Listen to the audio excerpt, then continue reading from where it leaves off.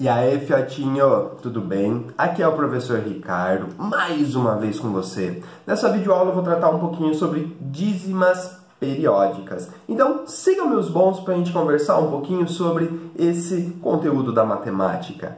Gente, a primeira coisa que você precisa saber sobre dízima periódica é que ele é um número racional, ou seja, é um número que pode ser escrito na forma de fração. Ela se chama dízima periódica porque ela possui infinitas casas decimais e essas casas decimais são números que se repetem infinitamente. Por exemplo, 0,1 e vai lá, 3 pontinhos, então um monte de 1. Tá? É um exemplo de uma dízima periódica, tá? Onde o período é o número que se repete.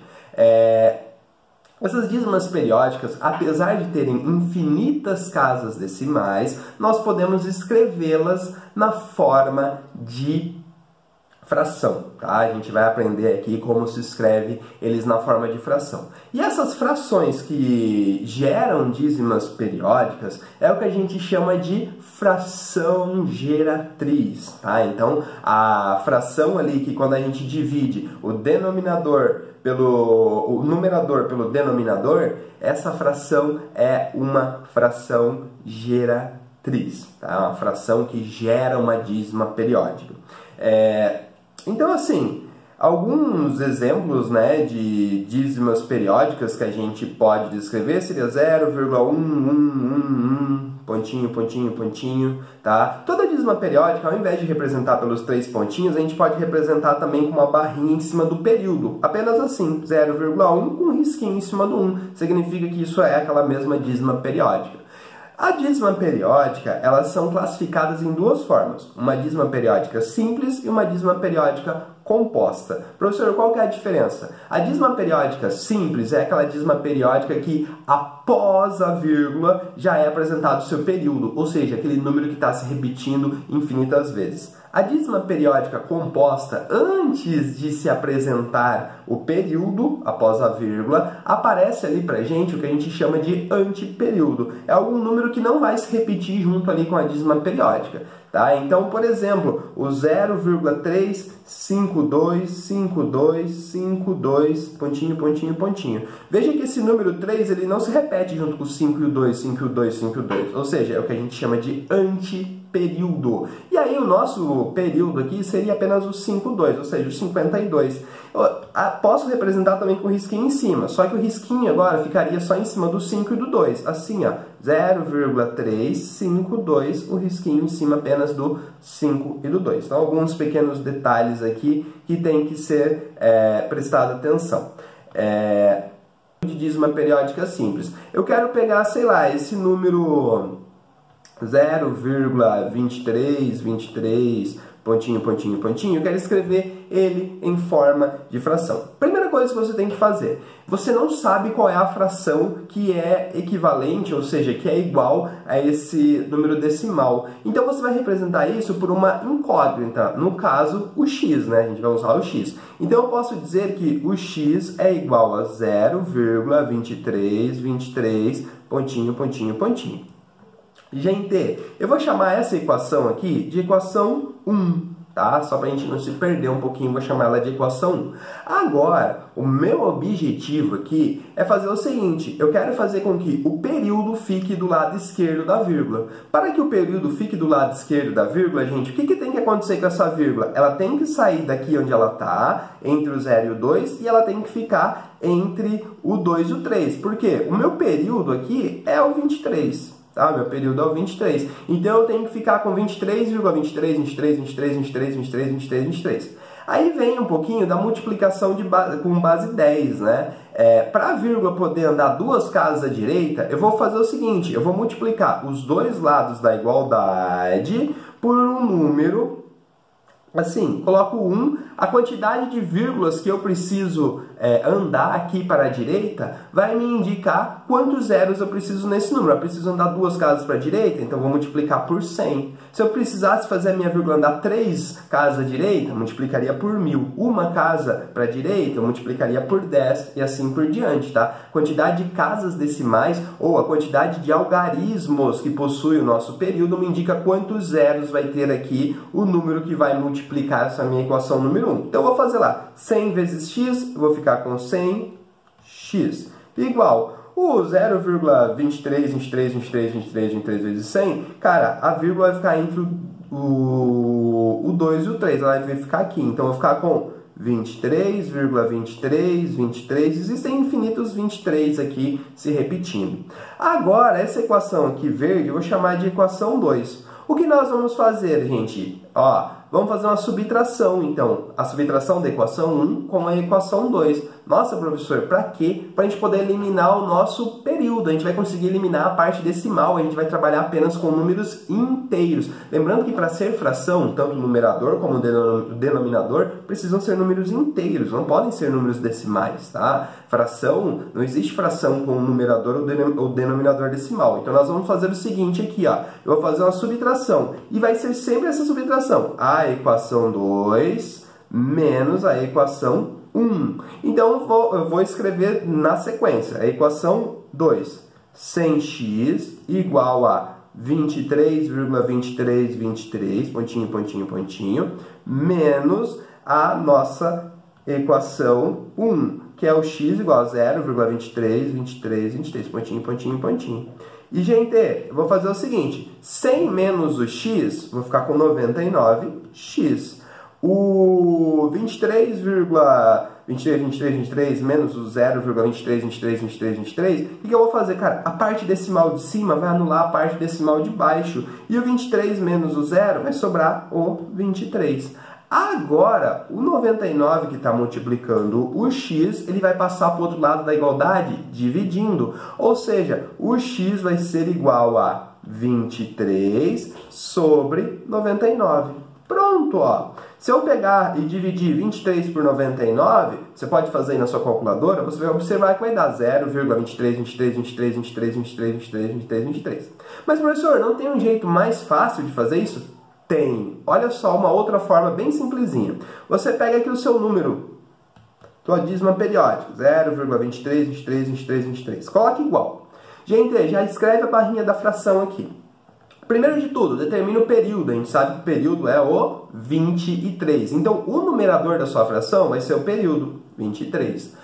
O denominador da sua fração, gente, vai ser um número que só tem 9, tipo 9, 99, 999, 9.999, vai ser um número desse tipo. A quantidade de 9 que vai ter ali no denominador vai depender da quantidade de algarismos que o seu período tem. A gente sabe que o número 23, ele tem 2 algarismos, ou seja, eu vou precisar de 2 9s aqui embaixo, ó, 9, 9. Viu só? Também consegui escrever diretão, bem tranquilo. Nossa, professor, é só fazer isso? Sim, é só fazer isso. Imaginar aqui essa dízima periódica. 2,311, pontinho, pontinho, pontinho. Quero escrever a fração geratriz dessa dízima periódica. Veja que ela é uma dízima periódica composta, porque eu tenho um antiperíodo, que é o 3, e tenho um período, que é o 1. Tá? É importante a gente saber quem é o antiperíodo e quem é o período.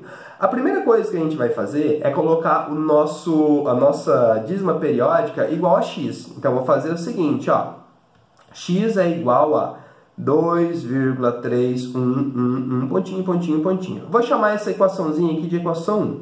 A primeira coisa que a gente precisa fazer é colocar o nosso antiperíodo do lado esquerdo da vírgula. Ou seja, o meu antiperíodo, no caso aqui, é só o 3. Eu preciso fazer essa vírgula ficar entre o 3 e o 1. Ou seja, essa vírgula precisa andar uma casa decimal. Se ela precisa andar por uma casa decimal, o número que eu vou multiplicar aqui precisa ser o 10. Por quê? Só preciso de um zero, tá? Então, 10 vezes o x, eu vou ficar com 10x, igual ao 10 vezes o 2,311, 3, 1, 1, 1, a vírgula anda somente uma casinha aqui para nossa direita. Eu vou ficar com 23,1, pontinho, pontinho, pontinho, tá? Agora, olha só, gente. Essa equação aqui que eu acabei de encontrar, ela é a equação 2. Essa equação 1, a gente não vai mais usar ela, esquece, tá? Esquece essa equação 1. Vamos usar apenas a equação 2, tá? Elas são equações equivalentes. Agora, olha só, eu preciso... Agora, essa dízima aqui, ó, virou uma dízima periódica simples, 23,11111. Então, agora a gente vai fazer a mesma coisa que a gente tinha feito lá com a dízima periódica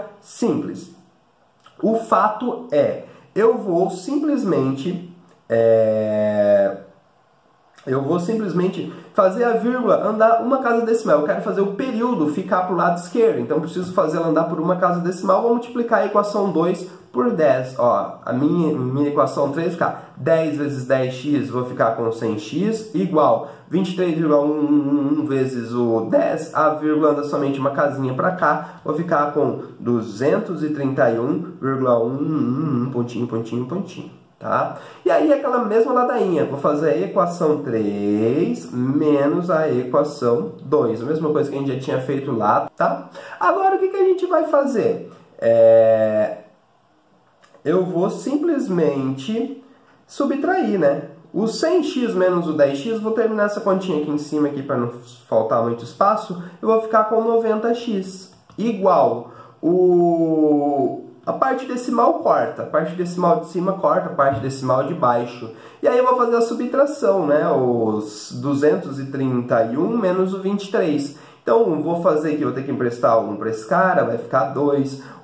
Vai sobrar 8, 0, 2. 208. O x vai ser igual a 208 sobre 90. Tá aqui, então, a fração geratriz dessa nossa dízima periódica. Professor, e o macete? O macete é bem simples, é um pouquinho mais complexo do que o outro macete, mas não é tão complexo assim. A gente vai fazer o seguinte, ó. Então, vou escrever 2,311, pontinho, pontinho, pontinho, igual.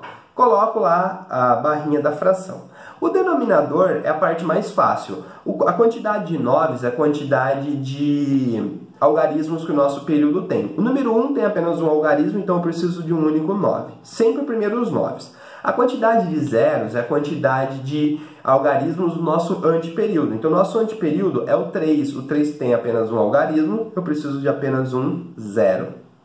Agora aqui, o primeiro número que você vai colocar aqui em cima no numerador vai ser o seguinte, vai ser o nosso número considerando a parte inteira, o anteperíodo e o nosso período. Ou seja, no caso aqui, ó, 2, 3, 1, a parte inteira, o anteperíodo e o período, 231. Menos, aqui é sempre menos nessa regrinha aqui, menos o nosso número inteiro e o anteperíodo, tá? O nosso número inteiro, que é o 2, e o anteperíodo, que é o 3. Ou seja, isso aqui vai ficar igual a 208 sobre o 90, tá?